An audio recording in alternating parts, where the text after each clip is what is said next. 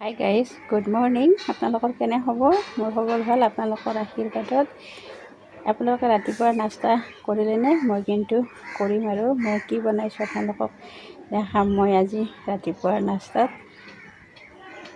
আজি এটা মই বেলেগ বস্তু বনাইছোঁ আৰু ৰাতিপুৱাৰ নাস্তাত এয়া নাৰিকল পিঠা, ডাঙৰ ডাঙৰ নাৰিকল পিঠা বনাইছোঁ আজি ৰাতিপুৱাৰ নাস্তাত। শৰ্টকাট বুদ্ধি কৰি এনেকৈ ৰুটি বেলিছোঁ আৰু মাজত মানে নাৰিকলখিনি সোমাই দিছোঁ।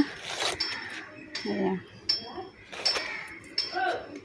ডাঙৰ ডাঙৰ নাৰিকল পিঠা বনাই দিছোঁ।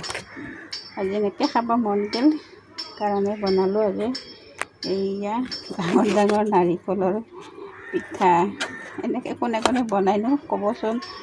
আজি আৰু একদম সহজ উপায় কৰি থৈ দিছোঁ।